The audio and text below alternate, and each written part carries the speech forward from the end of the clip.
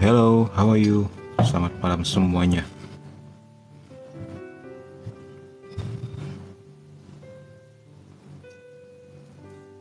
Apa kabar teman-teman Komsa dimanapun berada, di darat, di laut, di samudera, di angkasa raya. Semoga sehat selalu semuanya.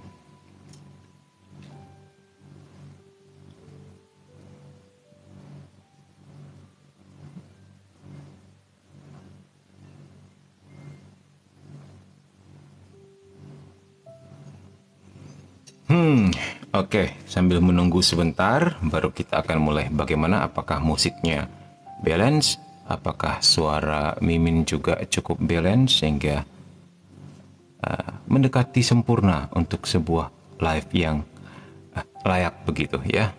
Baru mulai, karena agak molor tadi. Karena Mimin ternyata harus misa jam 7 malam. Pulang misa baru sempat belajar sebentar untuk sebelumnya ditampilkan kepada kita semua pada live ini ya. Jadi sedikit molor. Cukup bagus suara dan musiknya, puji Tuhan. Oke. Baik.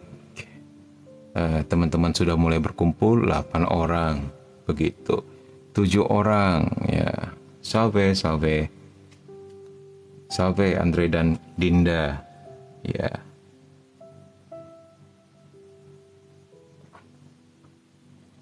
Sebelas orang. Baik, kita langsung mulai dengan doa. Dalam nama Bapa dan Putra dan Roh Kudus. Amin.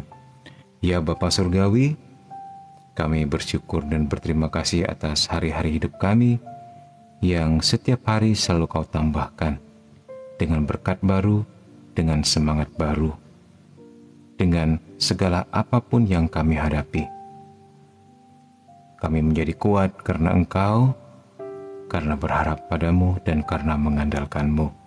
Pada saat ini kami mau kembali mendalami Katekismus Gereja Katolik, apa yang menjadi misteri-Mu, menjadi rahasia cinta-Mu, menjadi kehendak-Mu dalam hidup kami. Semoga sungguh-sungguh dapat kami mengerti. Bukalah mata hati dan pikiran kami, biarlah hati kami, mata kami, pikiran kami semuanya, dan juga roh kami menjadi tempat yang subur bagi tersemainya, bagi tumbuhnya benih-benih firman-Mu, sabda-Mu dalam hidup kami, supaya semakin kami mengenal Engkau, semakin kami mencintai-Mu. Bunda Maria doakan kami, para malaikat dan orang kudus, berjaga-jagalah bersama kami. Semoga live pada malam hari ini diberkati, menjamah sekian banyak hati, membawa mereka boleh mengenal Engkau, merasakan sukacita-Mu Tuhan, sehingga mereka makin ingin lebih dekat lagi kepadamu. Kemuliaan kepada Bapa dan Putra dan Roh Kudus, seperti pada permulaan, sekarang, selalu, dan sepanjang segala abad. Amin. Dalam nama Bapa dan Putra dan Roh Kudus. Amin. Oke, baik. Malam ini kita membahas tentang apa, Min? Kita kembali mendalami keindahan, kedalaman, kekayaan Katekismus Gereja Katolik. Kita sedikit mengulang butir 545 ya. Kemarin terpotong karena tiba-tiba lagging begitu. Ya, semoga hari ini doakan saja HP-nya baik-baik saja, koneksinya baik-baik saja. Oke. Yesus mengundang para pendosa ke meja kerajaan Allah. Nah, jadi dibayangkan seperti sebuah perjamuan makan ini. Ya. Jadi ada sebuah undangan begitu. Yang diundang juga para pendosa, bukan hanya para bangsawan, bukan hanya orang-orang yang dikenal oleh Yesus. Dikatakan di sini, aku datang bukan untuk memanggil orang benar, melainkan orang berdosa. Markus 2:17. Nah, ia atau Yesus mengajak mereka supaya bertobat. Karena tanpa tobat orang tidak dapat masuk ke dalam kerajaan. Nah, ini ternyata bertentangan dengan pendapat salah satu rekan Mimin, ya, bukan rekan dalam artian admin Komsa, tidak. Ya, teman kecil atau teman kerja, dia pernah bilang begini, orang LGBT itu sebaiknya ditolak masuk gereja katanya. Soalnya mereka dosanya lain, takut menular katanya. Atau para pelacur itu sebaiknya ditolak masuk gereja karena mereka dosanya lain, takut bapak-bapak di gereja pada kepincut. Nah, terus dan sebagainya dan sebagainya. Nah, di sini dikatakan justru Yesus mengajak mereka masuk, mengundang ke mejanya supaya mereka bertobat. Karena tanpa tobat, orang tidak dapat masuk ke dalam kerajaan. Jadi kalau mereka ditolak, kapan waktu mereka untuk mendengarkan firman? Kapan waktu mereka untuk mendapatkan jamahan Tuhan? Bukankah iman lahir dari pendengaran? Justru jika orang seperti ini dijauhi, maka mereka tidak akan tertolong. Ya, camkan itu, Kisanak.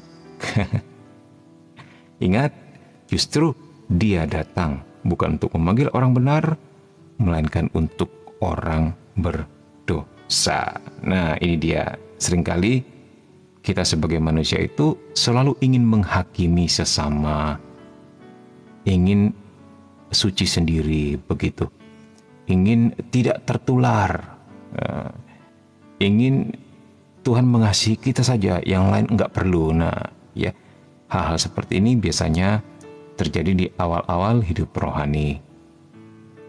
Ketika kesombongan itu sedang dimurnikan oleh Tuhan, by time dengan berjalannya waktu, dengan sikap kerendahan hati dan mereka mau dibentuk, Tuhan bisa membentuk hal-hal seperti ini, disempurnakan Tuhan. Pada akhirnya kita lebih bisa memahami apa yang menjadi kehendak Allah terhadap orang lain, lebih bisa memaklumi, lebih bisa mencintai, lebih bisa memaafkan daripada menghakimi, ya. Tapi memang untuk orang-orang tertentu butuh waktu, tidak apa-apa, ya. Oke, apalagi. Tetapi Ia menunjukkan kepada mereka perkataan dan perbuatan belas kasihan Bapa yang tidak terbatas dan kegembiraan yang luar biasa. Nah, justru Yesus bukannya menghindari mereka, bukannya mengutuk mereka, bukannya menghakimi orang berdosa. Justru Dia dengan perkataannya, dengan perbuatan belas kasihannya, ya,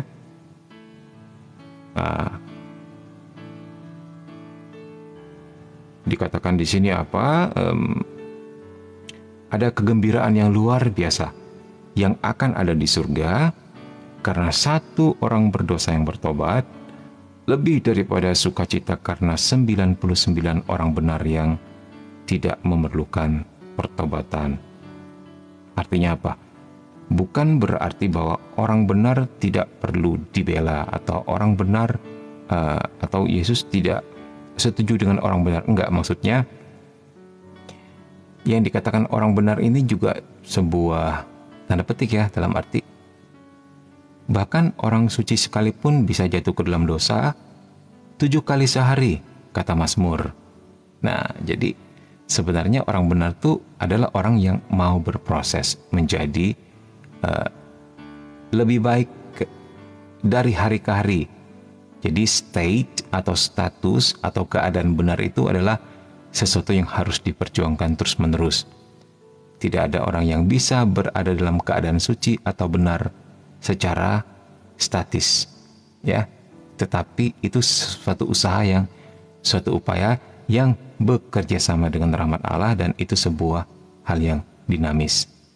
Nah, dalam hal ini hanya Tuhan yang bisa melihat motivasi, aktus, dan potensi yang tersembunyi dalam diri manusia untuk mengatakan bahwa orang ini holy, suci, atau orang ini orang berdosa, ya. Jadi bukan tugas kita untuk menghakimi. Tugas kita apa? Tugas kita mencintai, mengampuni, membawa orang berdosa sekian banyak, berapapun banyaknya, kepada Tuhan, ya. Oke. Ini kalian ngomong apa ini?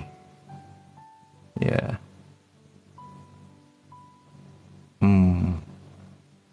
Salve, salve, shalom. Nah, ini banyak dapat salam ini.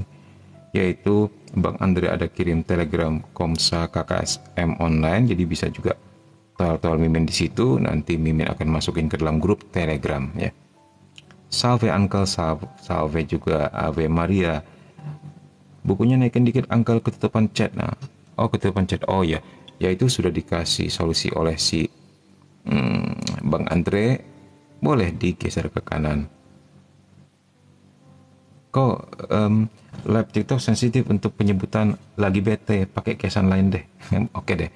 Ya mungkin salah satu faktor yang bisa menyebabkan apa sih namanya? Kita kena ban secara live, mungkin sebutan ini ya. Kita pakai istilah lagi bete aja ya. Jadi teringat kisah atau kakak saudara tua dari perumpamaan anak yang hilang ya.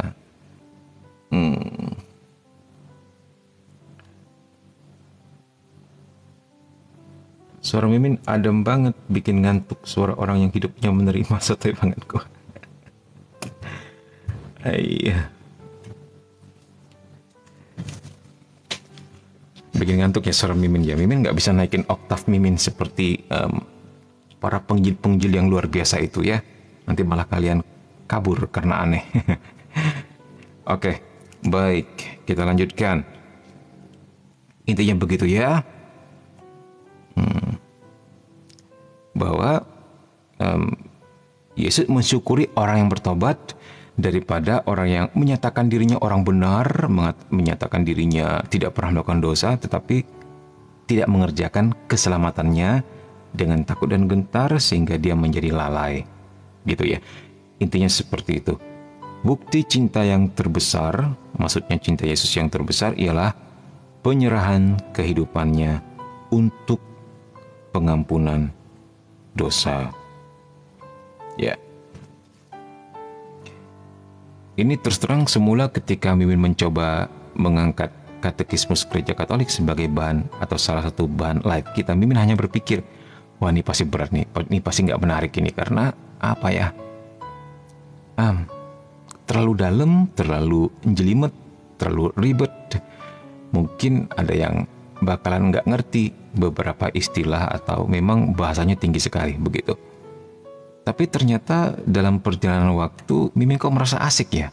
Dan kalian pun Mimin rasa juga seperti apa ya? Ya sebuah interaksi antara kita ini juga saling empowering, saling berbagi sharing juga gitu, saling memperkaya juga begitu loh maksud Mimin. Nah ternyata asik sendiri sekarang ya. Ada aja hal yang bisa kita kupas yang bisa kita ulas dari percakapan yang sepertinya kurang menarik ini ya. Dan itu menurut Mimin ajaib. Ya, begitu. Biasanya kan butuh tema tertentu gitu untuk membuat sesuatu yang menarik. Atau kita membahas sesuatu yang sedang viral, kemudian kita cari di katekismus. Apa gitu kan. Oh ini enggak, kita berjalan lurus dari bab per bab, dari halaman per halaman, mengikuti alur saja. Nah, jadi kita berkontekstual secara alami, secara natural. Nanti seandainya Butri ini ada yang menyentuh kejadian yang terjadi hari ini atau kemarin atau mungkin bahkan yang akan datang ya, dan itu terulas dengan sendirinya di sini ya. Dan Mimin yakin ini sudah halaman 142 untuk mereka yang ikut live Komsa sejak halaman pertama, pasti dia punya dasar-dasar dan landasan teologinya udah mantep pancen. Oh ye, Mimin yakin itu. Walaupun belum kita bahas semua yang masih tebal sekali bukunya Kisah Anak ya. Masih segini. Nah ini. Ya, tapi Mimin yakin bahwa banyak hal yang sudah bisa diluruskan. Ya, dari rupa-rupa pengajaran di luar sana yang tidak jelas begitu, ya. Ya.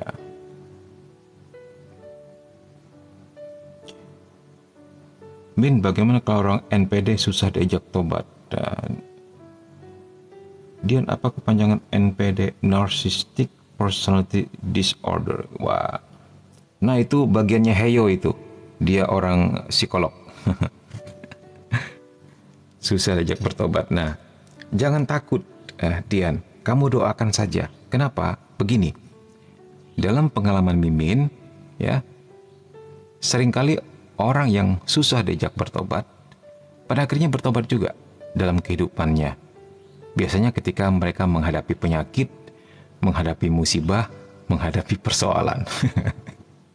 Nah, dalam hal ini kita bisa melihat ternyata sengsara, penderitaan itu bisa juga membuahkan hal yang positif gitu loh. Apa yang kita pandang sebagai sebuah kemalangan, sebuah kesialan, ternyata bisa bikin orang dekat sama Tuhan. Begitu ya. Apakah dalam hal ini kita harus mensyukuri sebuah penderitaan, Min? Iya. Bersyukur kepada Tuhan karena kita masih boleh menderita.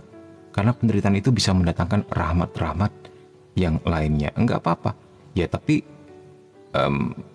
jangan juga dalam arti sebuah apa sih namanya itu yang suka menyiksa diri. Ya enggak begitu juga gitu loh.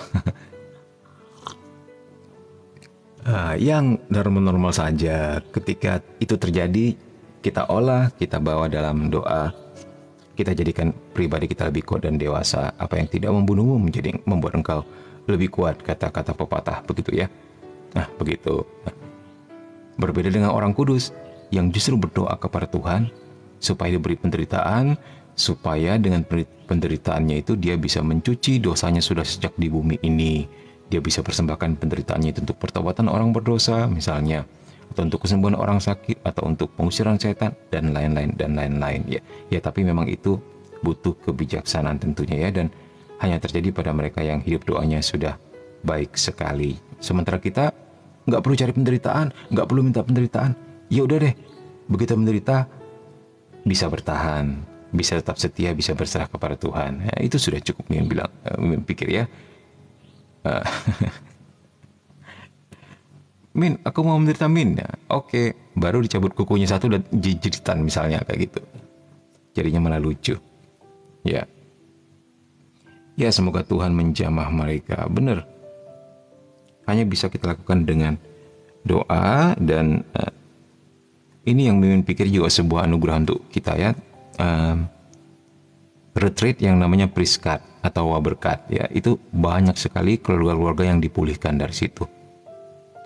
Misalnya dari suami yang nggak mau sama istrinya lagi, atau istri yang nggak mau sama suaminya lagi, ketika mereka masuk ke dalam camp itu 3 hari ya, mereka mengalami sesuatu di situ. Ada banyak pengetahuan yang dicurahkan kepada mereka, ada banyak hal-hal yang ternyata menyentuh hati mereka dan mengubah hidup mereka menjadi lebih baik. Nah, kadang-kadang seringkali orang nggak mengerti saja, dan karena tidak ada yang mewartakan kepada mereka, bukan karena mereka aslinya jahat ya, seringkali. Nah seringkali butuh temannya yang lebih dulu bertobat untuk membawa dia bertobat gitu. Bahkan di dalam retreat Priskat ini, ketika si pribadi tersebut ternyata memang bertobat dan pada akhirnya ternyata militan, untuk angkatan berikutnya dia malah membayarkan temannya yang menurutnya sulit bertobat ini. Nah, hal seperti ini terjadi. Salah satu contoh saja Priskat dengan Waberkat. Masih banyak retreat-retreat yang lain ya.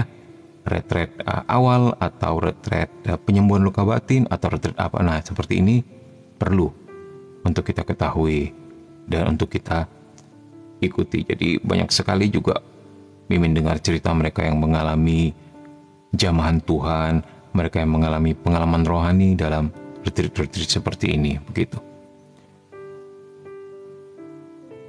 Semoga Tuhan jamah mereka. Seandainya semua orang seperti Mimin, bahagianya. Maksudnya gimana seperti Mimin? Jangan dong, kalau mukanya seperti Mimin semua jadi nggak bisa dibedain. Oke, baik. Sambil kita minum tadi. 17 orang, how are you? Sehat selalu semuanya ya. Oke, poin berikutnya 546 ya.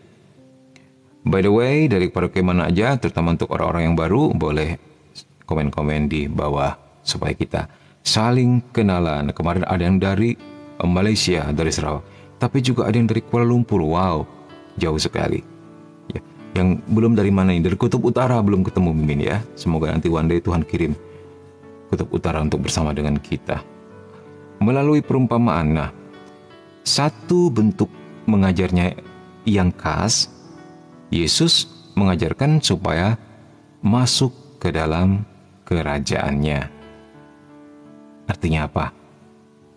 Jika ada orang yang berani mengundang masuk ke dalam sebuah kerajaan, bisa dipastikan dia adalah rajanya itu sendiri. Ya, nggak mungkin pembantu raja itu berani ngundang orang masuk ke dalam rumah raja. Sampai di sini mengerti ya? Ini penting sekali untuk kedepannya. Mari kita lihat. Dari Padang, wow. Angelus Pandunata dari Padang, keren. Dari Kupang, wow. Mimin 4 kali ke Kupang tahun lalu.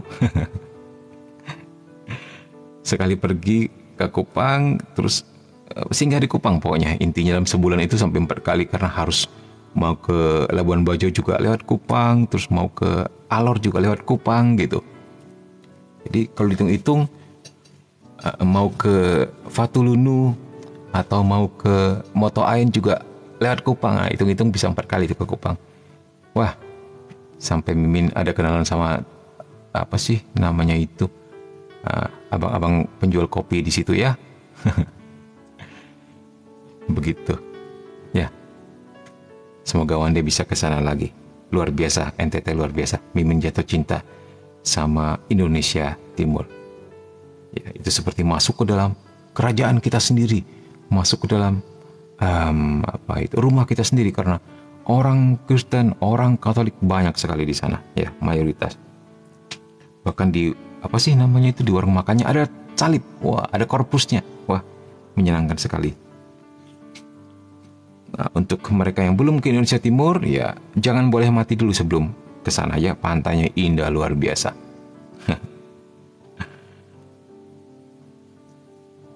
Ya. Wah, si Angelus mengundang main ke Padang nih. Buku yang dibacakan itu apa? Ya, Katekismus Gereja Katolik. Atau dalam bahasa Inggrisnya CCC. Itu apa? Catechism Catholic Church gitu. Beli di toko hijau dan toko orange ada Katekismus Gereja Katolik. Ya, Mimin yakin sih begitu kalian punya buku ini sendiri, kalian pasti akan rajin membacanya. Ya, Mimin yakin. Walaupun ada sebagian hati kecil Mimin mengatakan, memang bakalan lu baca? Kan lebih enak dibahas seperti ini. Bisa dibincang-bincangin gitu ya. Nggak apa-apa. Beli aja. Nanti simpan di meja, tiap minggu malam dibuka sama-sama. Gitu. Jadi kalau ada yang nggak jelas, atau ada yang butuh pendalaman bisa ditanyakan. Dan bisa kita sharing di sini lagi. Jadi kayak belajar kelompok gitu ya. Jadi kayak anak SMP, SMA gitu. Oke, baik. Ya, Yesus mengajar ini. Lewat perumpamaan, ia mengundang ke perjamuan kerajaannya. Nah, ini yang menarik ya. Kenapa Yesus mengajar pakai perumpamaan? Ini yang menarik. Karena seringkali orang lebih mudah untuk disentuh, lebih mudah untuk dijamah itu lewat sebuah kisah atau lewat sebuah cerita daripada disebut namanya. Hei Dian, kau bertobatlah misalnya gitu. Pasti Diannya tersinggung gitu kan. Nah, tapi coba dibuat sebuah cerita. Cerita anak bungsu pergi ke negeri orang, tinggalkan bapaknya mengeluh, akhirnya habislah uang dan barang misalnya. Hidupnya dalam susah terus. Pulanglah anakku, bapak sungguh rindu untuk bertemu. Dan akhirnya anaknya pulang. Terus, nah itu buat cerita seperti ini ternyata memang dia punya pendalaman, dia punya efek ternyata. Bukan demek ya, itu apa sih namanya, efek positifnya jauh-jauh lebih besar. Inilah yang dilakukan Yesus. Nah, ternyata teknik pewartaan Yesus luar biasa ya. Sudah maju sekali untuk orang di zaman itu.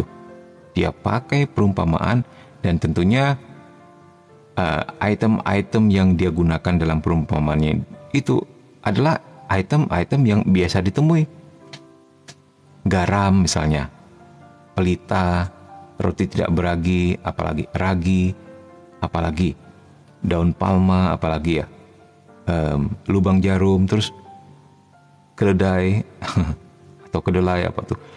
Hal seperti ini, itu artinya mewarta secara kontekstual untuk hal-hal yang agar mudah dipahami orang kampung.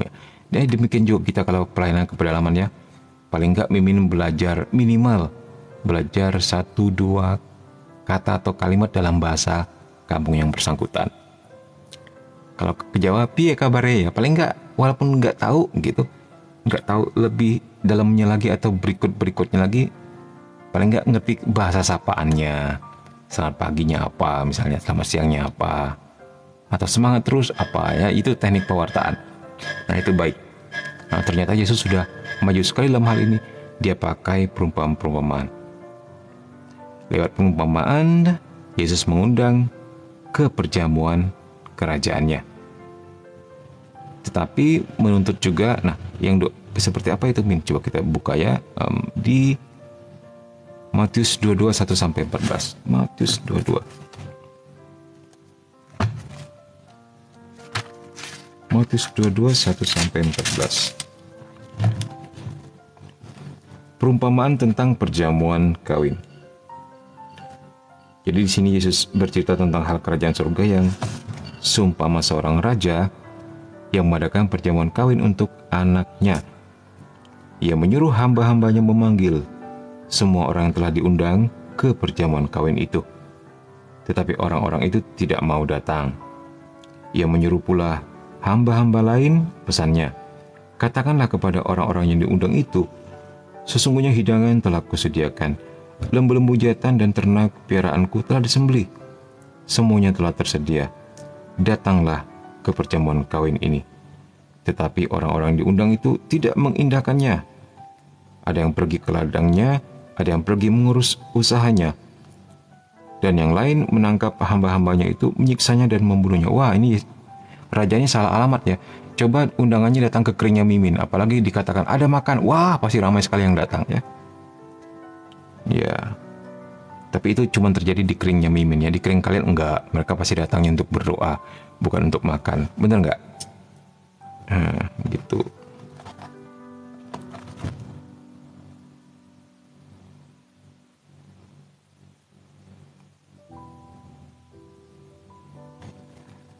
Ini kalian malah bicara tentang jodoh ini. Bagaimana pula bisa ke sana? Oke, maka murkalah raja itu, lalu menyuruh pasukannya ke sana untuk membinasakan pembunuh-pembunuh itu dan membakar kota mereka. Wow, ya, jadi rajanya murka ini. Ngamuk rajanya. Lu diundang makan doang, ribet amat sih. Ya udah, kalau lu nggak mau datang, udah diam aja di rumah. Silakanlah lu ke ladang, tapi pakai bunuh-bunuh. Gue punya utusan, kan gila gitu kan. Kalau misalnya rajanya bisa ngerti bahasa Betawi misalnya. Sesudah itu ia berkata kepada hamba-hambanya, perjamuan kawin telah tersedia, tetapi orang-orang yang diundang tadi tidak layak untuk itu.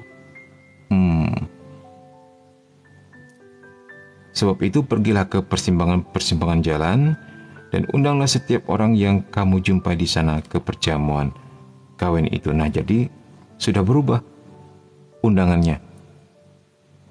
Awalnya adalah undangan khusus, ya mungkin untuk orang-orang spesial atau orang khusus. Nah, ternyata nggak menanggapi. Nah, sekarang undangannya dibuka untuk setiap orang. Enggak lagi ada nih namanya diskriminasi, enggak ada lagi yang namanya orang miskin, orang kaya. Semua orang diundang. Ya, maka pergilah hamba-hamba itu dan mereka mengumpulkan semua orang yang dijumpainya di jalan-jalan, orang-orang jahat dan orang-orang baik, sehingga penuhlah ruangan perjamuan kawin itu dengan tamu. Ketika raja itu masuk untuk bertemu dengan tamu-tamu itu, ia melihat seorang yang tidak berpakaian pesta. Ia berkata kepadanya, "Hai saudara, bagaimana engkau masuk kemari dengan tidak mengenakan pakaian pesta?" Tapi orang itu diam saja. Ya, lalu kata raja itu kepadanya, "Ikatlah kaki dan tangannya dan campakkanlah orang itu ke dalam kegelapan yang paling gelap. Di sana akan terdapat ratap dan kertak gigi." Nah, tiba-tiba rajanya berubah menjadi hakim gitu ya. Ya, ini sebenarnya perumpamaan tentang kerajaan Allah. Sebab banyak yang dipanggil, tetapi sedikit yang dipilih. Ya, benar. Yang dipanggil adalah setiap orang di persimpangan jalan, baik yang baik maupun yang jahat. Tetapi pada akhirnya nanti sedikit yang terpilih. Begitu.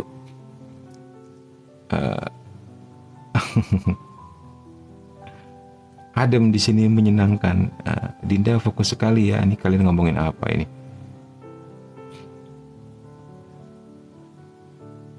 Berasa mau daftar ordo. Wah, ini baik sekali. Tapi puji Tuhan, kemarin ada yang bilang, Min, mau lapor aja Min, sekarang saya sudah diterima sebagai postulan di Pasionis. Wah, mantep, keren banget tuh. Mimin senang sekali dan merasa cukup sukses menjadi bagian dari kisah sukses hidupmu ya. Wah, ada yang mendapatkan kue tolak nih.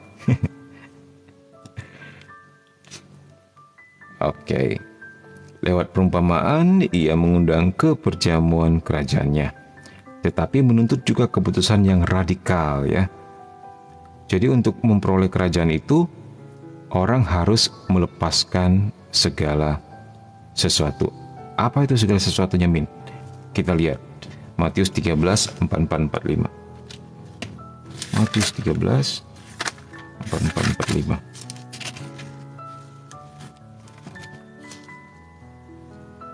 Nah, ini perumpamaan lagi ya, perumpamaan tentang harta terpendam dan mutiara yang berharga. Hal kerajaan sorga itu seumpama harta yang terpendam di ladang, yang ditemukan orang, lalu dipendamkannya lagi. Oleh sebab sukacitanya, pergilah ia menjual seluruh miliknya, lalu membeli ladang itu.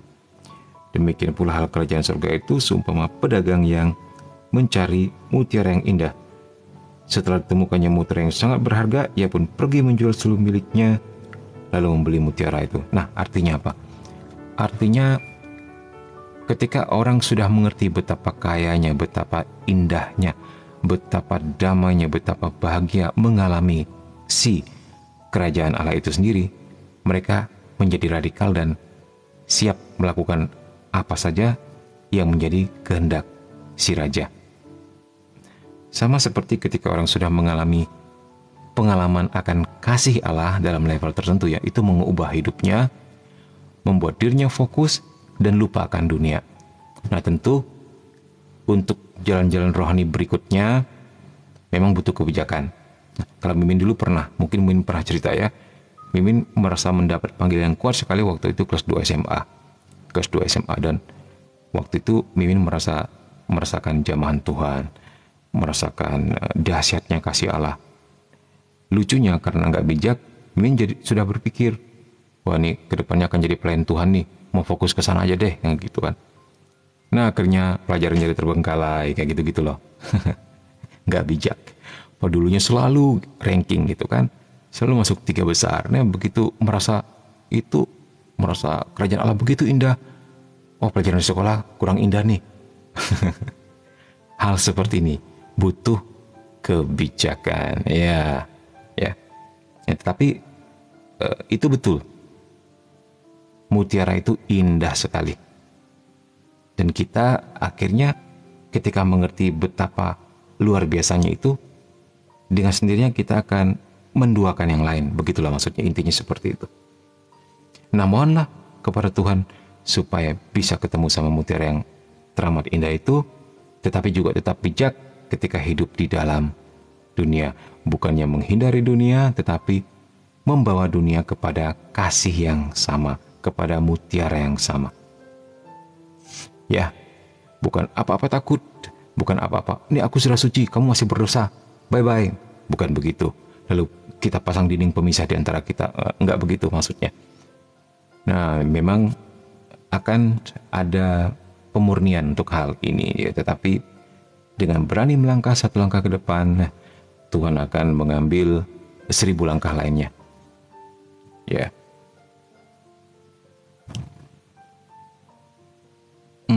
Bagaimana nih? Min, di era sekarang fanatik terhadap iman dan keyakinan apa masih diperlukan dalam artian positif, Min? Fanatik itu tentu perlu dalam arti positif, ya.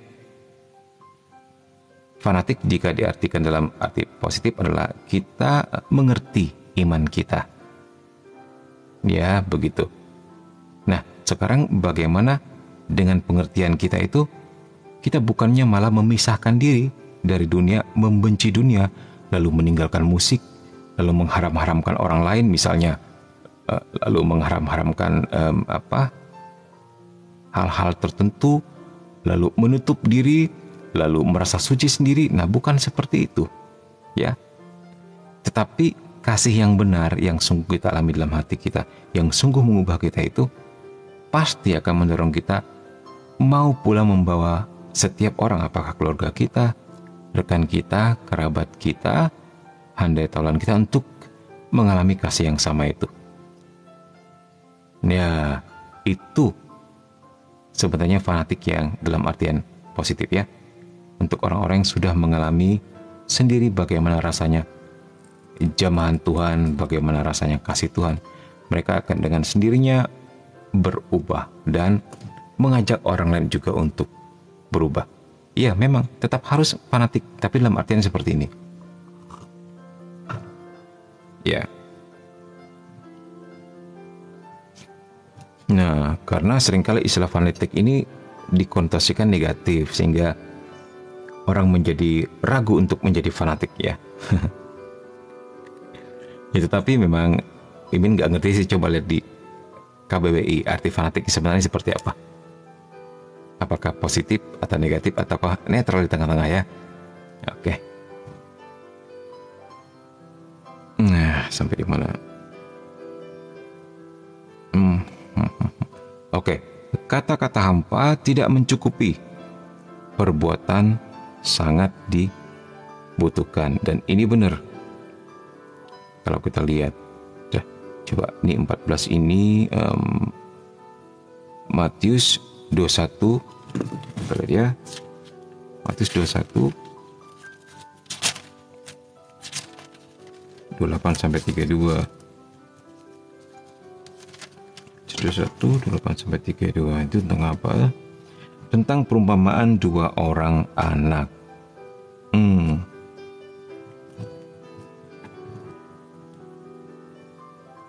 Tetapi apakah pendapatmu tentang ini? Seorang mempunyai dua anak laki-laki. Ia pergi kepada anak yang sulung dan berkata, "Anakku, pergi dan bekerjalah hari ini dalam kebun anggur." Jawab anak itu, "Baik, Bapa." Tetapi ia tidak pergi. Lalu orang itu pergi kepada anak yang kedua dan berkata demikian juga. Dan anak itu menjawab, "Aku tidak mau." Tetapi kemudian ia menyesal lalu pergi juga. Siapakah di antara kedua orang itu yang melakukan kehendak ayahnya? Jawab mereka, "Yang terakhir." Kata Yesus kepada mereka, "Aku berkata kepadamu, sesungguhnya pemungut cukai dan perempuan-perempuan sundal akan mendahului kamu masuk ke dalam kerajaan Allah. Sebab Yohanes datang untuk menunjuk jalan kebenaran kepadamu, dan kamu tidak percaya kepadanya. Tetapi pemungut cukai dan perempuan-perempuan sundal percaya kepadanya. Dan meskipun kamu melihatnya, tetapi kemudian kamu tidak menyesal dan kamu tidak juga percaya kepadanya." Nah, ini perumpamaan yang lain lagi, ya. Ini hendak mengatakan bahwa kata-kata hampa itu enggak mencukupi. Perbuatan sangat dibutuhkan. Ya, baik juga kalau seandainya anak yang terakhir bilang, "Oke, Papa," dan kemudian dia lakukan, ya. Tapi dia mengatakan, "Enggak, saya enggak mau." Tetapi ternyata dilakukan juga. Ya, itu juga baik. Gitu, ya. Dalam arti ternyata pada akhirnya dia menjadi gelisah dan akhirnya menyesal dan kemudian melakukannya. Nah, secara tingkat kebaikan dia lebih baik. Maksudnya nomor 2 lah. Ya, nomor satunya bagaimana, Mi? Ya, nomor satunya kalau dia juga mengatakan, "Iya, Bapak," dan juga melakukannya, intinya begitu, ya. Oke, baik.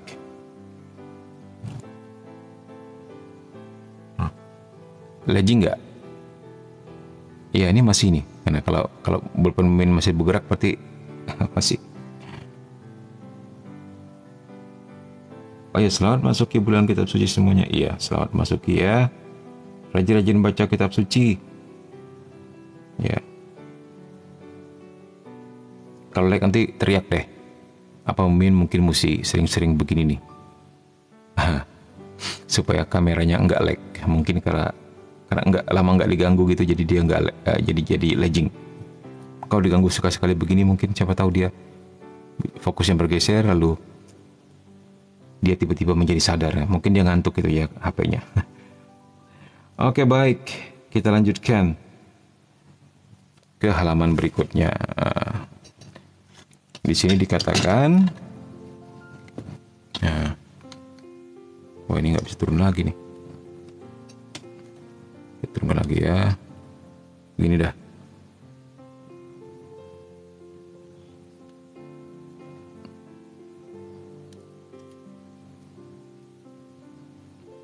Ya, begini dah. Nampak nggak sih? Au.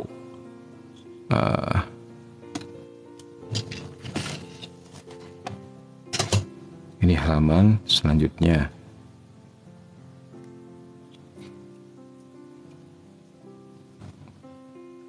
Ini baru baca kitab suci via TikTok. Ya. Perumpamaan itu seakan-akan menempatkan sebuah cermin di depan manusia. Dalamnya ia dapat mengerti. Maksudnya di dalam perumpamaan itu ya, ia dapat mengerti. Apakah ia menerima kata-kata itu sebagai tanah yang berbatu-batu atau sebagai tanah yang baik? Nah, ini perumpamaan lagi ya. Ada tanah yang keras di pinggir jalan, ada tanah yang berbatu-batu, ada tanah yang penuh belukar duri hingga benih tak dapat tumbuh. Nah, misalnya seperti itu. Itu perumpamaan lagi. Hebatnya Yesus, dia pintar sekali memanfaatkan situasi kontekstual di tempat itu ya, yang sesuai konteksnya, yang sesuai lokasinya, sehingga pewartaannya bisa dimengerti oleh orang-orang yang kecil sekalipun. Ya mungkin kalau di Indonesia, kira-kira Yesus menggunakan perumpamaan apa? Misalnya untuk mereka yang hidupnya di Jawa, nah Yesus mungkin pakai gudeg gitu ya, apalagi pakai apa yang menjadi ciri khas orang di Jawa, misalnya janur kuning, apalagi ya, dan sebagainya dah.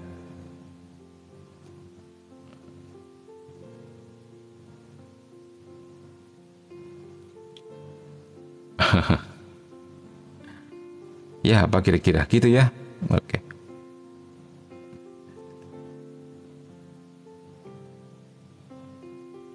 Apa yang ia lakukan dengan talenta yang ia terima? Nah, ini juga tentang talenta ya. Perumpamaan tentang talenta tadi.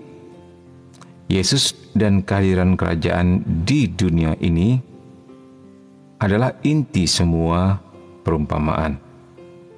Jadi orang harus masuk ke dalam kerajaan, artinya harus menjadi murid Kristus untuk mengetahui rahasia kerajaan surga. Matius 13:11.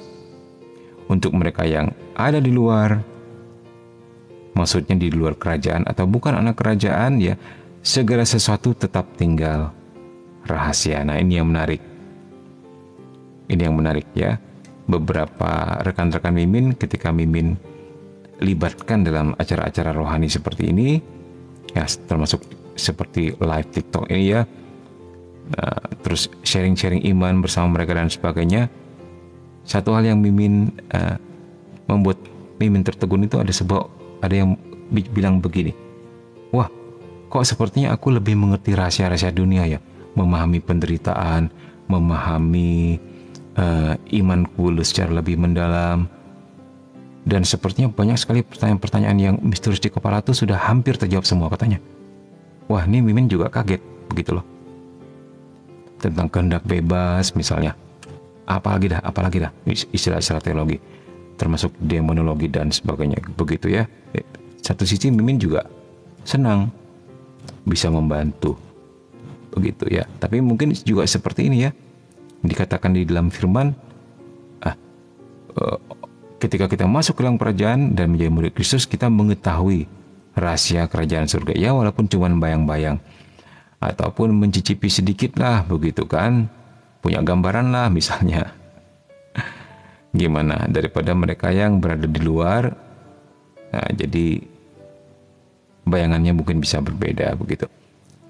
Oke, terima kasih yang udah memberi like, memberi love, berkirim gift.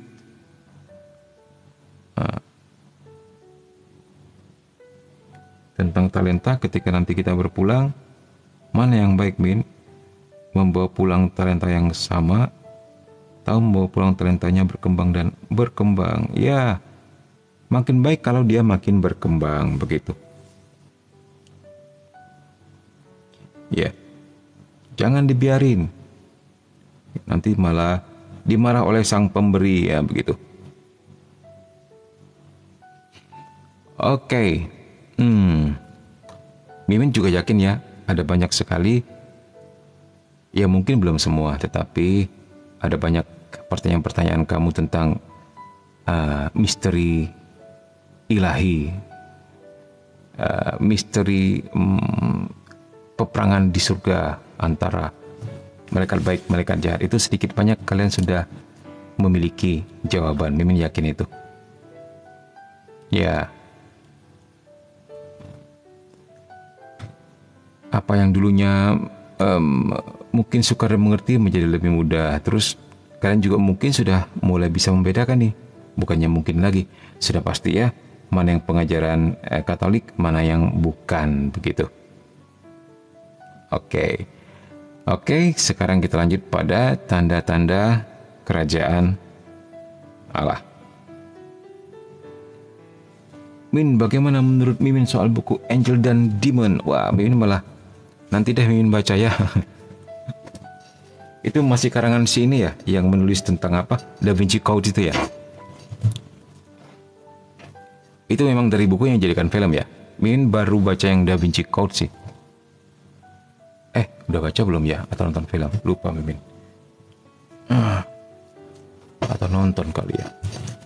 Ntar deh. Kalau Mimin dan Brown, ya itu dia. Emang ada apa di sana? Oke, baik. Yesus mengiringi kata-katanya dengan kekuatan-kekuatan dan mukjizat-mukjizat dan tanda-tanda. Nah, ini yang dahsyat di sana. Kisah 2:22. Kita lihat Kisah 2:22. Kisah 2:22. Oke. Kisah Para Rasul. Tulisan siapa? Masih ingat?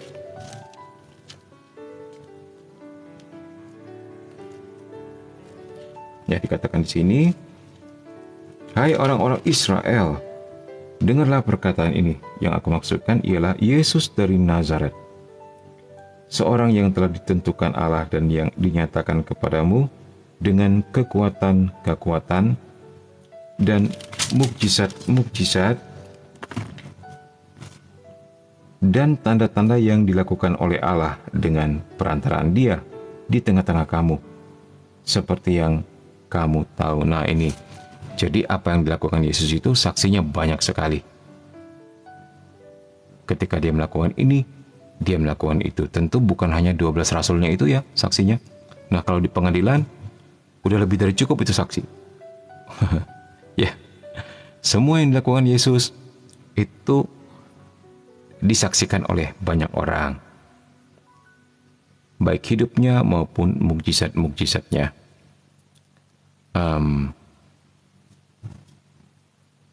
Jadi ada penyaksinya dengan jelas sekali ya. Minimal murid-muridnya. Seperti 5 roti dan 2 ikan. Nah, itu juga 5.000 orang juga menjadi saksi. Tidak ada yang tersembunyi. Semuanya ini menunjukkan bahwa kerajaan Allah hadir di dalamnya. Maksudnya di dalam Yesus. Karena memberi kesaksian bahwa Yesuslah Mesias yang dijanjikan. Jadi memang sesekali Yesus bikin mukjizat. Enggak tiap kali, sesekali saja. Seturut kebijakan Dia sendiri. Ya, Tapi ada satu mujizat yang Yesus lakukan dengan ngomel-ngomel. Ingat nggak mujizat apa itu? Yang Yesus lakukan dengan ngomel-ngomel. Mungkin ada yang masih ingat?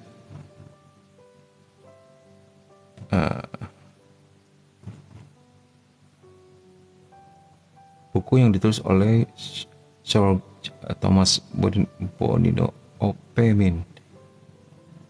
Rencana aku mau beli buku itu, tapi pengen dengar review dulu. Wah, malah belum tahu ya. Nah, nggak apa-apa, dibeli dulu. Seorang ibu yang bukan Yahudi atau yang anaknya kerasukan. Ya, ada yang tahu mujizat yang Yesus lakukan dengan ngomel-ngomel. Yang ngomel tanda petik lah.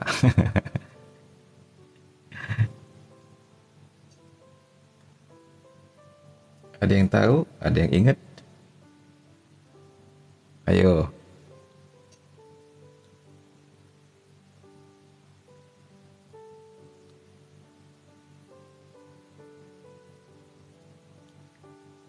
Itu seorang ibu yang bukan Yahudi yang anak kerasukan. Itu kira-kira di mana, Dinda? Di ayat berapa?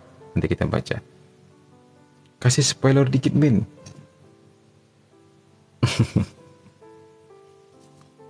Yang dia teriak, belum waktunya nih. Belum waktunya, katanya gitu. Intinya gitu spoilernya. Tapi dibikin juga.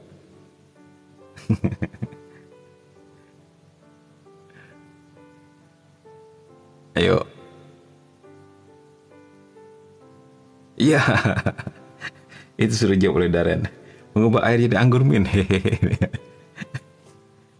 Mujizat pesta di Kana, yes. Ya, itu dia. Ya benar. Dan yang bisa melakukan itu terhadap Yesus hanya ibunya. Jadi jangan heran ya kalau banyak devosi kepada Bunda Maria dikabulkan Tuhan. Walaupun mungkin dalam hati Yesus ngomel-ngomel.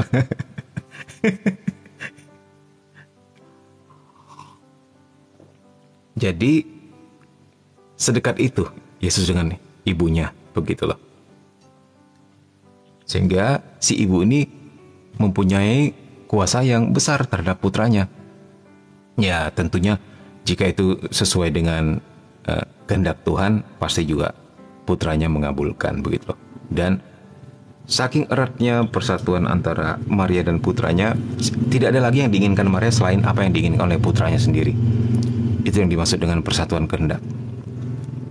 Ya, begitu. Ini masuk lagi ke alam mistik.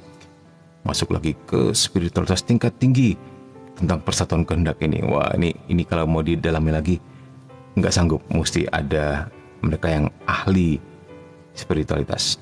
Ya, begitulah. Emang itu ngomel ya, ngomelan tanda petik maksudnya ya. Belum waktunya gitu. Itulah sebabnya gereja seringkali, ingat nggak yang dikatakan Santo Bapa Yohanes Paulus yang kedua? Dia bilang begini tuh.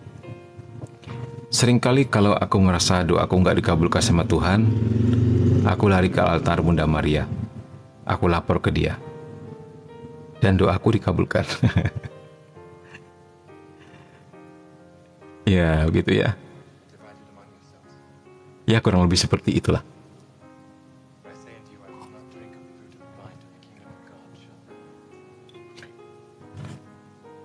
Oke, sampai di poin mana tadi?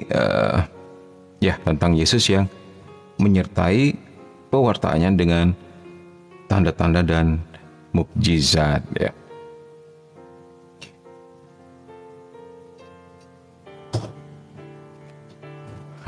Iya, aku juga gitu.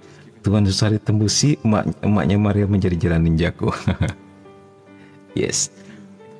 Tanda-tanda yang dikerjakan Yesus memberi kesaksian bahwa Bapa mengutusnya. Ya, dan itu tidak terbantahkan karena Yesus bisa membuktikan bahwa dia memang adalah utusan Bapa dan dia adalah anak Allah. Dia bahkan bisa membuktikannya setiap saat, setiap waktu jika memang dia mau, ya. Tetapi nanti kita lihat tanda itu mengundang supaya orang percaya kepadanya. Nah, dan sekali-sekali memang dia lakukan. Kepada mereka yang berpaling kepadanya dengan penuh kepercayaan, ia memberikan apa yang mereka minta. Ya, contohnya seorang ibu yang memegang ibu yang sakit pendarahan itu ya, yang sudah berapa tahun itu, 12 tahun ya, memegang jubahnya saja menjadi sembuh karena percaya. Dengan demikian mukjizat memperkuat iman. Nah, memang fungsi mukjizat itu seharusnya memang memperkuat iman kita kepada Dia yang melaksanakan pekerjaan Bapaknya, maksudnya kepada Yesus ya. Mereka memberi kesaksian, maksudnya si mukjizat ini memberi kesaksian bahwa Yesus adalah Putra Allah. Begitu.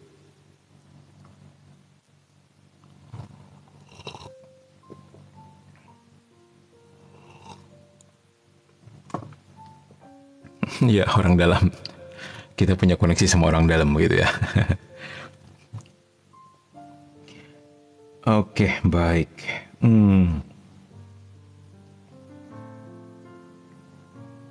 Tetapi, nah ini dia, ini penting juga. Tetapi tanda-tanda juga dapat menjadi sebab bagi skandal. Matius 11:6. Coba kita lihat maksudnya apa. Itulah sebabnya tidak baik untuk selalu melakukan mukjizat. Ya. Coba kita lihat. Matius 11:6.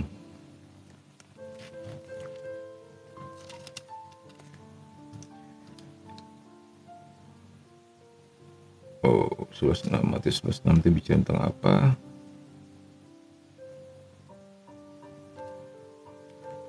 Oke, coba kita mulai dari ayat 4. Yesus menjawab mereka, "Pergilah dan katakanlah kepada Yohanes apa yang kamu dengar dan kamu lihat.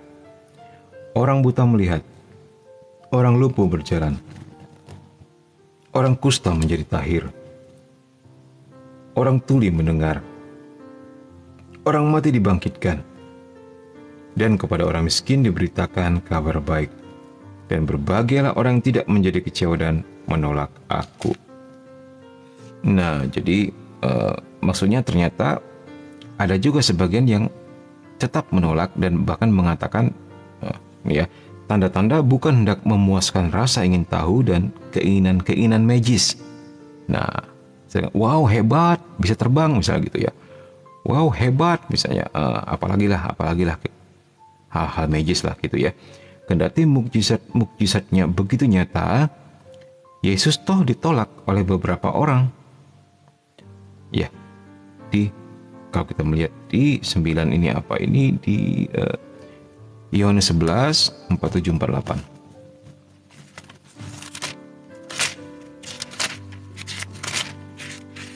Ya, ini dia dikatakan mereka bahkan bersepakat untuk membunuh Yesus ya.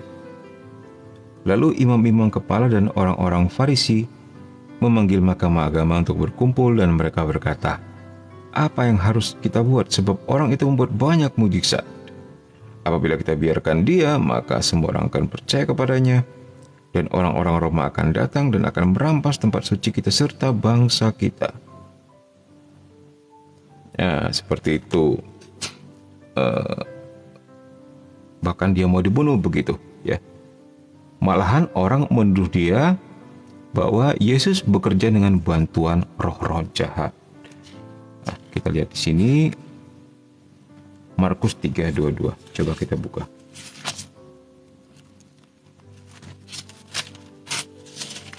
Markus 3:22.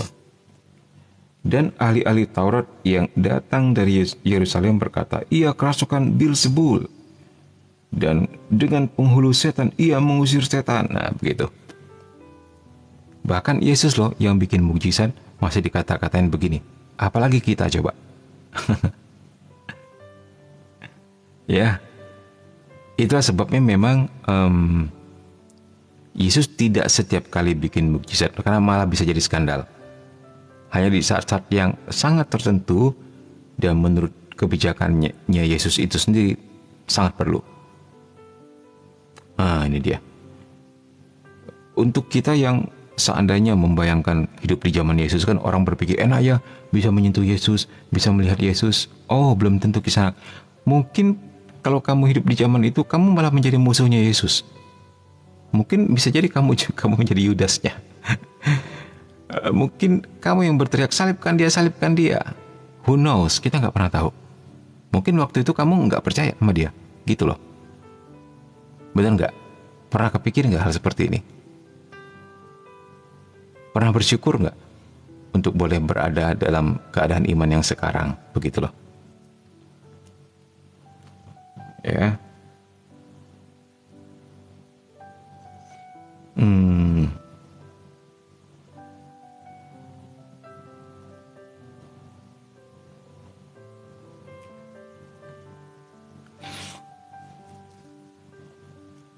Ya, contoh Saulus Yamin sebelum tobat paling getol tindas orang Kristen. Ya, itu dia.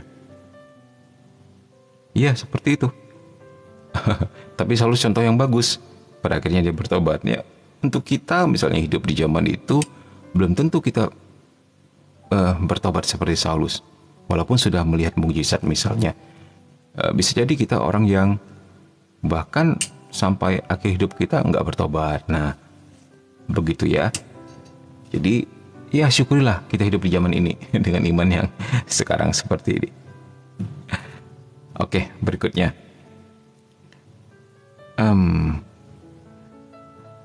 Dengan membebaskan orang-orang tertentu dari kemalangan duniawi, dari kelaparan, dari ketidakadilan.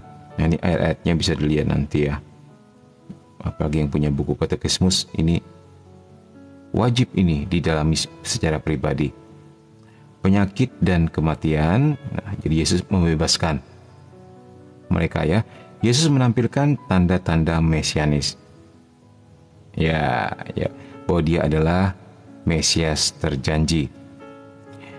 Namun ia tidak datang untuk melenyapkan segala kemalangan di dunia ini. Ya. Jadi nggak sulap, nggak sihir, langsung segala penderitaan, segala sengsara lenyap gitu, nggak begitu. Walaupun bisa saja kalau dia mau. Dalam namanya, dengan kuasanya, dengan otoritasnya yang adalah Tuhan itu, dia cukup berucap, segala sengsara di dunia ini hilang dan lenyap. Nah, misalnya gitu. Dan kita hidup seperti di Taman Eden kembali, bisa saja.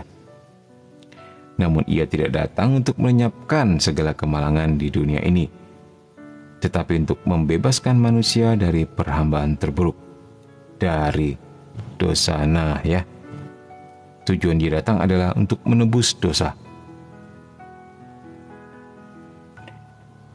Nah, dia sangat taat dengan kehendak Bapa.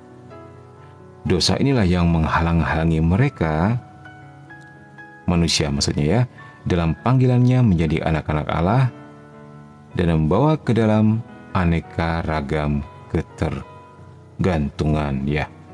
Dosa itu seperti candu, lama-lama menjadi ketergantungan dan kebiasaan. Jadi habit. Ya.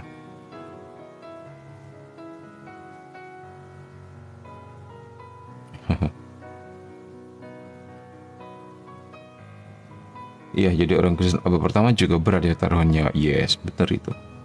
Sampai 3 abad pertama kan? Sampai 3 abad pertama mereka dikejar-kejar ke Kekaisaran Romawi sebelum kaisarnya bertobat. Ya. Iya, kamu bisa bayangin 300 tahun. Banyak sekali martir pada waktu itu, luar biasa. Kolosium yang ada di Roma itu menjadi saksi hidup ya, betapa mereka dipertontonkan sebagai orang yang dikejar-kejar singa, dimakan singa gitu. Jadi wah, itu menyedihkan. Orang Kristen dimasukkan ke sebuah kolosium gitu, sebuah tontonan gitu, kemudian kejar-kejar singa gitu kan. Mengerikan sekali. Iya. Contoh paling buruk adalah Yudas Iskariot, murid Yesus sendiri. Padahal dia saksi hidup mukjizat Yesus. Nah, ini juga ya, sebuah surprise yang kita nggak bisa mengerti. Sehari-hari dia hidup bersama Yesus, kurang apa lagi coba? Makan semeja dengan Yesus, kurang apa lagi coba? Menyentuh Yesus bahkan, bendaharanya Yesus bahkan. Jadi Yudas ini jabatannya adalah bendahara para rasul ya. Bahkan dia sering korup dan sering mencuri uang. Nah, itu ada ayatnya, Mimin lupa bahwa dia sering korup, sering mencuri uang. Tapi Yesus biarkan saja itu terjadi. Dengan harapan tentu dia bisa bertobat. Nah, kemudian pertanyaan bisa berkembang nih. Kalau mau iseng, Min, kalau seandainya Yudas bertobat, nggak terjadi penyaliban dong, Min?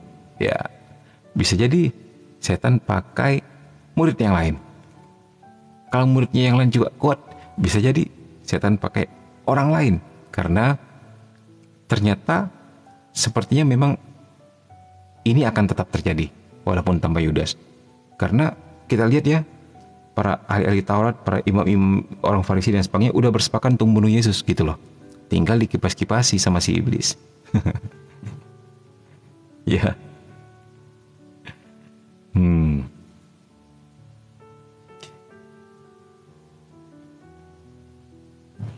Yakin ketetapan Allah pasti terjadi apapun caranya. Nah, begitulah cara kerjanya ya. Kan ada yang bilang tuh, Yudas itu seharusnya didirikan santo dong, karena dia mengenapi penyaliban gitu. Ingat ayat kita suci, penyesatan tetap harus terjadi, tetapi celakalah orang yang karenanya penyesatan terjadi. Kayak gini, artinya dia membuka diri untuk dipakai oleh setan.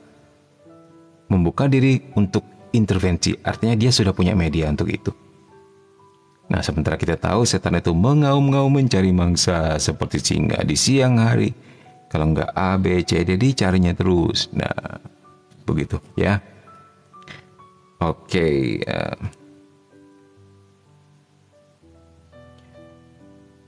Kedatangan kerajaan Allah, nih poin berikutnya 550, adalah kekalahan kerajaan setan. Tetapi jika aku mengusir setan dengan kuasa roh Allah, maka sesungguhnya kerajaan Allah sudah datang kepadamu. Ini kata Yesus ya, waktu dia dituduh bahwa kuasa yang daripadanya itu adalah kuasa setan. Yesus kemudian menangkis, setan nggak bisa mengalahkan setan. Kerajaan mereka bisa terpecah-pecah. Nah, ini menarik ini. Coba kita lihat Matius 12:28 ya. Matius 12:28.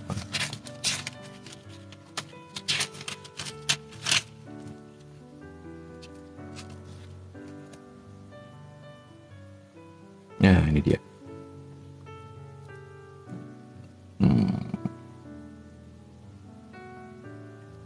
Nah, tetapi Yesus mengetahui pikiran mereka lalu berkata kepada mereka, setiap kerajaan yang terpecah-pecah pasti binasa, dan setiap kota atau rumah tangga yang terpecah-pecah tidak dapat bertahan. Demikianlah juga kalau iblis mengusir iblis, ia pun terbagi-bagi dan melawan dirinya sendiri. Bagaimana mungkin kerajaannya bisa bertahan? Jadi jika aku mengusir setan dengan kuasa Beelzebul, dengan kuasa siapakah pengikutmu mengusirnya? Nah, sebab itu merekalah yang akan menjadi hakimmu. Tetapi jika aku mengusir setan dengan kuasa roh Allah, maka sesungguhnya kerajaan Allah sudah datang kepadamu. Nah, ini yang terjadi. Mengapa Mimin berani mengatakan bahwa para dukun itu mengusir setan tuh sebenarnya main sinetron. Setan yang ada dalam dirinya ya, dengan setan yang ada dalam tubuh korban itu tuker-tukeran aja. Lu pergi dulu ya, ntar gue yang masuk deh. Ntar sampai saatnya tiba, boleh balik lagi deh ke sini. Di luar Yesus, ya setan by setan. Karena di luar Allah sendiri. Mereka nampaknya setan yang kuat mengusir setan yang lemah. Padahal enggak, mereka cuma kerjasama doang.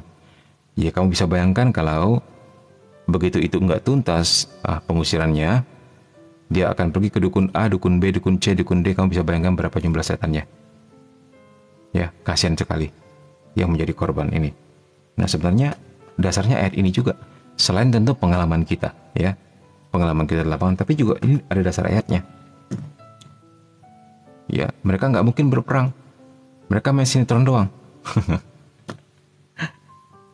Jadi hati-hati, percaya dengan YouTuber-YouTuber yang seringkali menjadikan dirinya medium ya, dimasukin setan. Nah, kemudian yang satu juga medium, dimasukin setan. Akhirnya mereka marah-marahin, saling berlawanan. Ini wilayah saya, itu wilayahmu. Oh, coba-coba.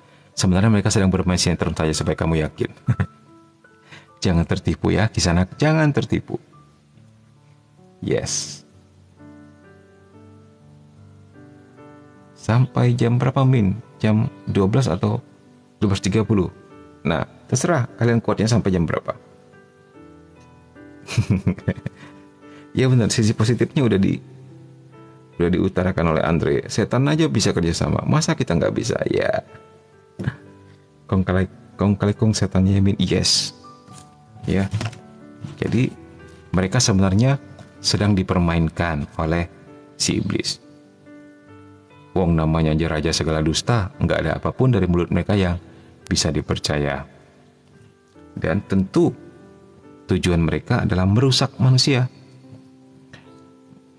Setan yang tingkat tinggi itu lebih parah lagi, karena mereka kadang-kadang menyisipkan pesan baik. Rajin doa ya, katanya gitu. Disisipkan oleh dia untuk menimbulkan kebingungan-kebingungan. Nanti kan orangnya bilang, tuh lihat kan setannya baik kan, nyuruh kita doa loh, nyuruh kita lebih banyak dekat pada Tuhan. Hal seperti ini ya.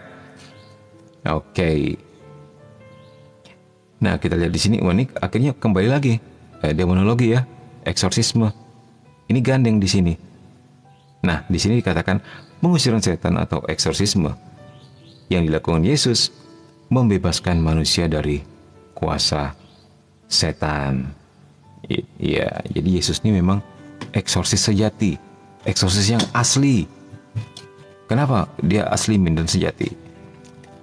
Ya, lihat aja waktu dia mengusir setan, dia nggak pernah bilang dalam nama Yesus aku mengusir setan.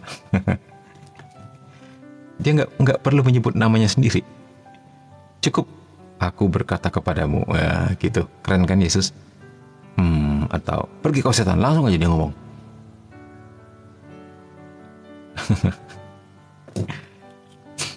Ya, oke, kita lihat halaman berikutnya.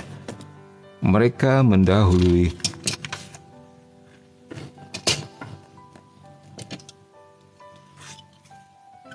mendahului apa ini?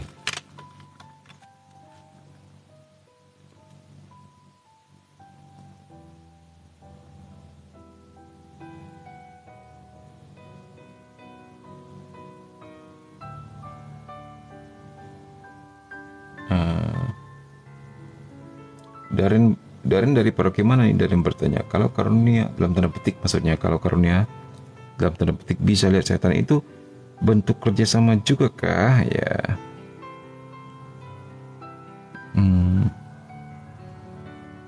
Maksudnya karunia mata ketiga begitu ya?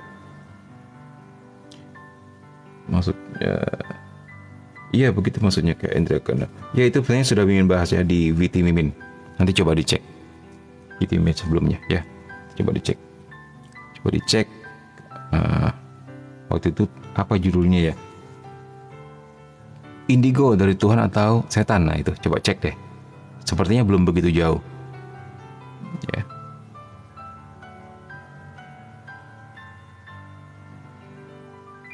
Tadi saya lihat video uskup sedang meracik air suci pas masuk misa, terus ada ibu-ibu bermanifestasi, teriak-teriak histeris kayak kepanasan ya karena air suci. Ternyata dia bereaksi. Bisa jadi ada intervensi di situ ya, tapi memang harus dipastikan lagi nanti ya. Tetapi biasanya kalau dia bereaksi dengan barang-barang suci, nah kemungkinan besar ada intervensi kuasa kegelapan ya. Oke, tadi katakan apa? Mereka mendahului, apa itu yang mendahului? Pengusiran setan atau eksorsisme yang dilakukan Yesus membebaskan manusia dari kekuasaan setan. Mereka mendahului kemenangan Yesus yang besar atas penguasa dunia ini. dalam tanda petik ya, penguasa dunia ya. Jadi coba kamu lihat di sini. Iblis dan ante-antenya dikatakan penguasa dunia loh, digelari penguasa dunia. Dan Yesus nggak protes. Artinya apa? Memang benar. Maksudnya gimana Min? Yesus nggak protes. Ingat ketika Yesus dicobai di padang gurun, Iblis bilang apa? Kalau engkau menyembah aku, seluruh dunia ini dan isinya kuberikan kepadamu. Yesus nggak bilang gini, enak aja. Itu kan Bapakku yang bikin, Bapakku yang cipta. Enak aja lu bilang lu penguasa dunia. Gua penguasa dunia ini misalnya begitu. Enggak. Artinya apa? Memang dunia ini menjadi workshopnya setan. Ya, menjadi lahan kerja mereka. Sehingga mereka digelari dalam tanda petik penguasa dunia ini.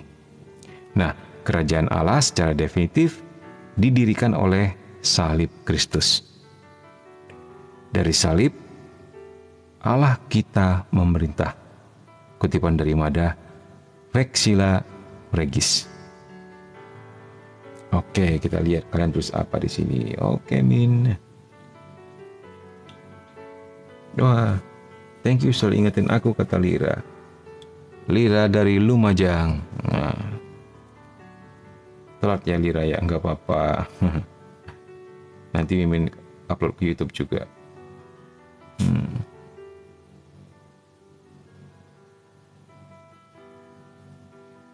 Ya Ming, ketetapan Allah pasti terjadi. Mau kita jungkir balik mengubah sejarah, intinya tetap kehendak Allah atas cawan Yesus itu. Ya.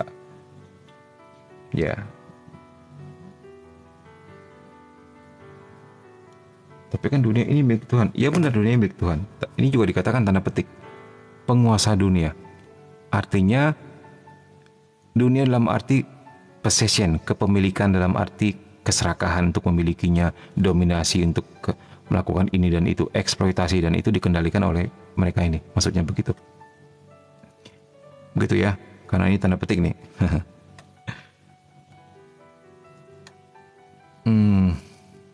Karena dunia pada dasarnya netral, tinggal bagaimana kita memanfaatkannya. Itulah tepat sekali ketika Yesus mengatakan apa? Tentang haram dan halal itu ya. Bukan apa yang masuk ke dalam mulutmu, tetapi apa yang keluar dari hatimu. Itu tepat sekali. Enggak ada lagi lebih baik daripada itu. Hebat. Dan sampai sekarang, itu sangat relevan. Ya, itu luar biasa. Luar biasa revolusionernya si Yesus Kristus ini. Kok Mimin bilangnya di si ya? Oke. Sekarang kita melihat kunci kerajaan.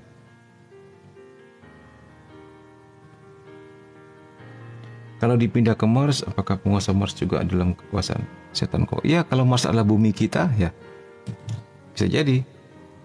Manusia mulai mengeksploitasi Mars gitu kan. Mulai mendominasi, mulai saling mendirikan blok-blok di antara mereka. Kemudian saling memerangi demi penguasaan lahan, mendiskriminasi, hal-hal seperti ini. Iya, sangat relevan dan masih relevan. Yes, karena pada dasarnya dunia itu netral sekali. Apa yang keluar dari hati kita, itu yang mengharamkan atau menghalalkannya. Oke, kita lanjutkan dengan kunci-kunci kerajaan. Ya, kita tetap stop jam 12 saja ya, supaya kalian juga rehatnya tidak terlalu menjadi bergadang begitu. Besok bisa bangun dengan badan segar dan bekerja seperti biasa. Sejak awal kehidupannya di muka umum, Yesus memilih laki-laki sebanyak 12 orang. Nah, ini penting ya.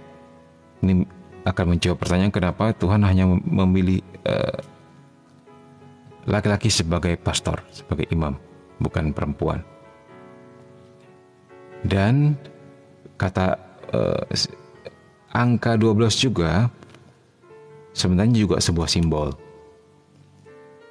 Itu punya arti tersendiri. Mimin sudah lupa deh. Nanti boleh dibuka-buka lagi di YouTube atau di googling deh tentang angka 12 menurut orang Israel misalnya begitu. Semuanya simbol atau menurut bahasa Ibrani Ya, kok menurut bahasa Ibrani sih? Menurut apa ya? Menurut orang Ibrani lah, atau orang Yahudi, gitu ya.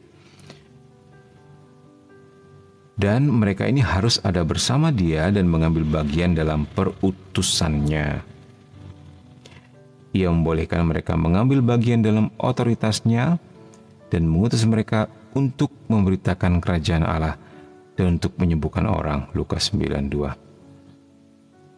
Mereka tetap berhubungan dengan kerajaan Kristus karena Kristus memimpin gereja melalui mereka. Nah, ini penting ya. 12 rasul ambil bagian dalam otoritas Yesus. Yesus mengutus mereka untuk memimpin gereja. Inilah yang dimaksud dengan kunci-kunci kerajaan. Nah, dan aku menentukan hak-hak kerajaan bagi kamu. Sama seperti Bapakku menentukan bagiku bahwa kamu akan makan dan minum semeja dengan aku di dalam kerajaanku, dan kamu akan duduk di atas tahta untuk menghakimi ke-12 suku Israel. Nah, ini dia. Nggak bisa lari dari yang namanya apostolik.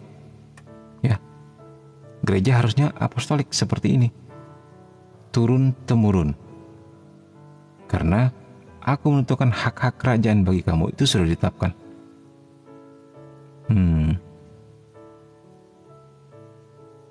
Ya.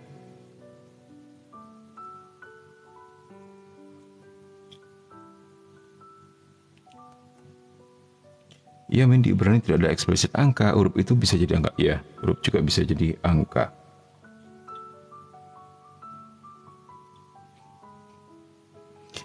Oke. Dalam kolegium ke-12 orang itu, Simon Petrus menduduki tempat pertama.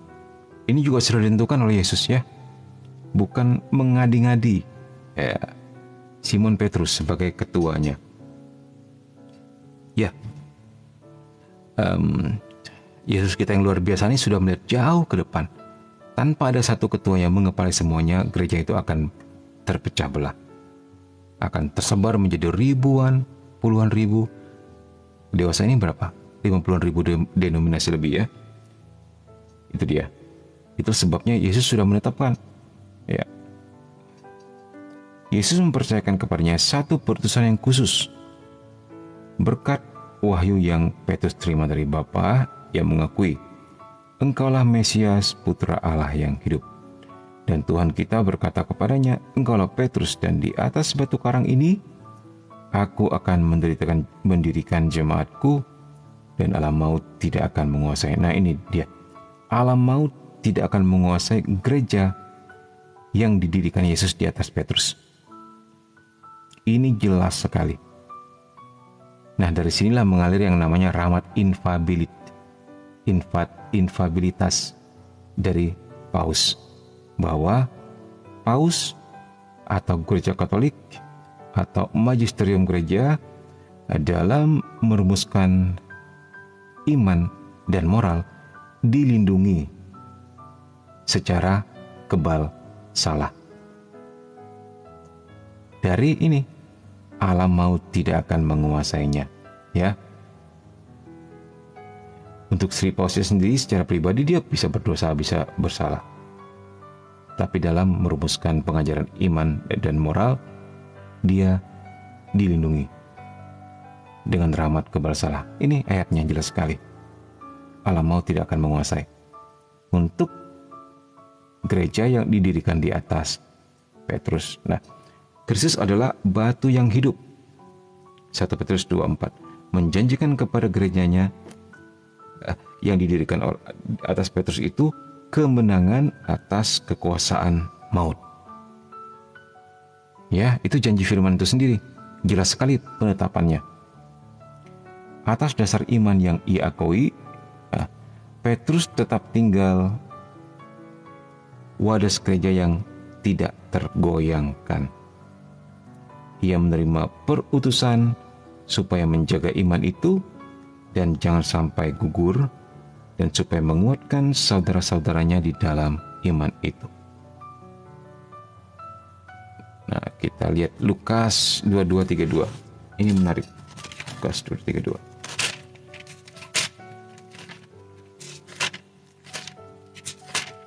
Lukas, di mana kamu Lukas?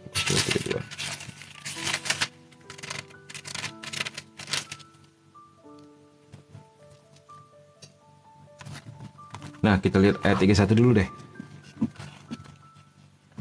Simon, Simon, lihat, iblis telah menuntut untuk menampi kamu seperti gandum. Tetapi aku telah berdoa untuk engkau supaya imanmu jangan gugur. Dan engkau, jikalau engkau sudah insaf, kuatkanlah saudara-saudaramu. Nah, ini sudah diramalkan ke depannya ya. Betapa powerfulnya si Petrus ini, sehingga iblis pun merasa harus mengacaukan dia juga. Dan iblis menuntut dalam arti minta izin Tuhan untuk menggodai si Petrus ini. Sama seperti ketika iblis minta izin kepada Tuhan untuk menggoyang Ayub. Kurang lebih seperti itu. Tetapi aku telah berdoa untuk kamu, supaya imanmu jangan gugur, dan jika engkau sudah insaf, kuatkan saudara-saudaramu. Nah, kita melihat di sini, Petrus dilindungi secara spesial, secara khusus, demi tujuan kawanannya ini, 12 rasulnya ini, yang akan berkembang menjadi gereja. Ya. Nah, itu dia.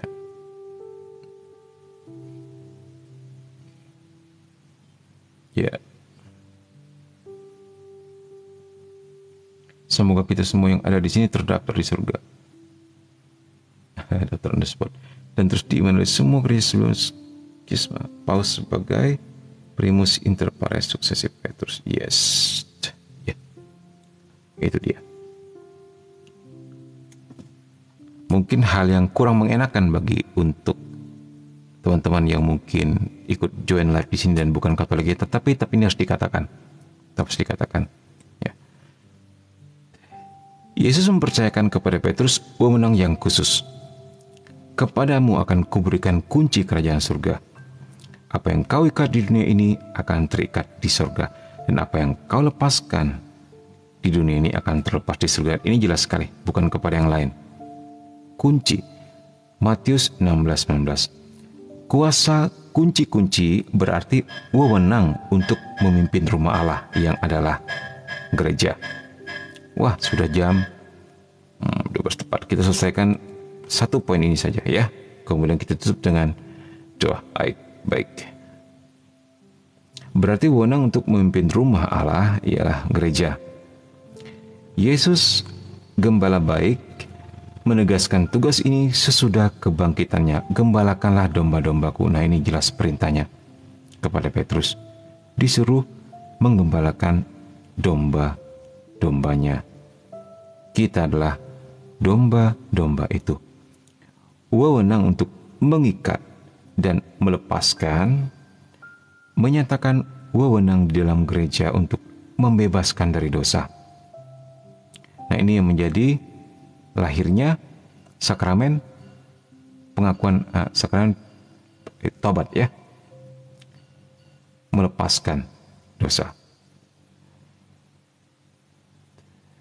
menyatakan wewenang dalam gereja untuk membebaskan dari dosa, mengambil keputusan menyangkut ajaran dan memberikan keputusan disipliner. Ya, semoga bahasanya bisa dimengerti dengan baik karena bahasanya sulit. Kristus mempercayakan otoritas ini untuk mengikat dan melepaskan dosa orang itu, ya maksudnya itu kepada gereja.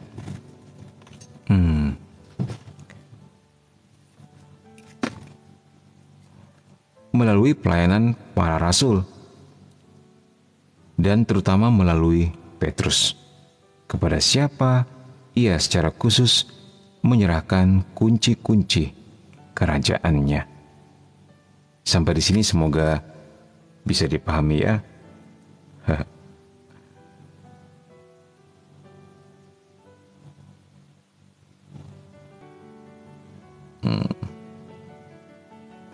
Menarik ya nonton live kayak gini, kusyuk-kusyuk gimana gitu. Ada yang bilang Min, vibe-nya surgawi Min, wah gitu. Asik ya, puji Tuhan. Mantap. Oke. Sampai sini saja sudah cukup selesai. Bel mang-mang gentong sudah bunyi. Petrus mengikat jalur apostolik enggak sih? Maksudnya gimana? Tapi kalau ada Ari, jurusan elemen air, ya enggak. Ya enggak kusyuk maksudnya. Iya, kemana Ari ini ya? Enggak muncul-muncul. Bahasa emang sulit Min, tapi emang harus. Oke, baik. Terima kasih teman-teman Komsa semuanya atas segala atensinya, atas segala giftnya, atas segala hadiahnya, atas apa aja saja. Ya, terima kasih juga untuk mereka yang mendoakan Mimin. Nah, rencana bulan 10 awal bulan depan kita akan pelayan lagi ke pedalaman ya. Kali ini kita lebih dikoordinasikan dengan baik ya, supaya nggak seperti terjadi hal sebelumnya yang tidak mengenakan seperti Min pernah cerita ya. Nah, kali ini mereka sudah bentuk panitia di sana dan baik sekali. Doakan semoga semuanya lancar, doakan semuanya Tuhan sediakan ya. Tuhan juga sediakan dananya juga gitu untuk pelayanan. Ya, puji Tuhan lah ya. Terima kasih. Semoga kita sehat semua. Kita tutup dengan doa ya. Kita hafalkan sampai butir ke berapa tadi? 553. Sol sol mi gitu. Terakhir kita akan masuk ke sol sol fa. Kita tutup dengan doa. Sebentar nih, ada Andre yang bertanya. Yang tadi Petrus diberi kuasa mengikat dan memutuskan, maksudnya kok.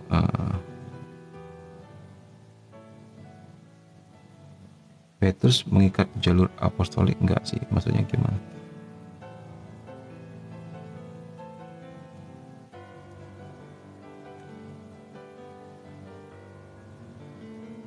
Ya belum paham Mimin. Nanti kita lanjut di Telegram saja ya. Amin, semoga lancar pelayanannya Min, puji Tuhan. Terima kasih Min, makasih. God bless you ya. Kita doa dalam nama Bapa dan Putra dan Roh Kudus. Amin. Tuhan, terima kasih atas berkat dan pengetahuan-Mu, atas segala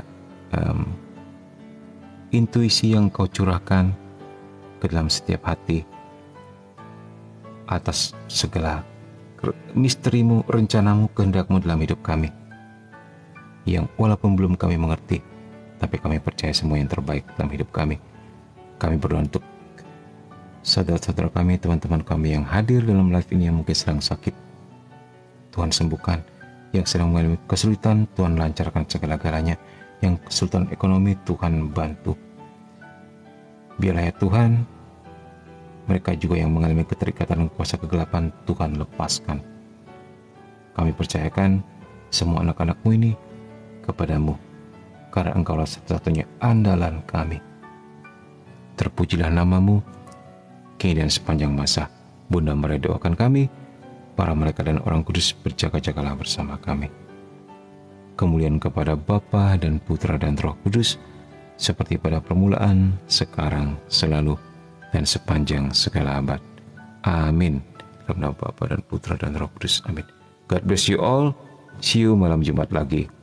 Atau malam Senin lagi. Pokoknya kalau Mimin pada hari itu nggak live, ya sehari setelahnya ya. Itu aja. Tapi Mimin usahakan selalu sesuai dengan janji, yaitu malam Jumat dan malam Senin. Oke. God bless you. Tumben ya, hari ini HP kita nggak nge-lag. Berkat doa-doa kalian juga. Ya. Oke. Bye. Ya, join di Telegram di Komsa KKSM Online.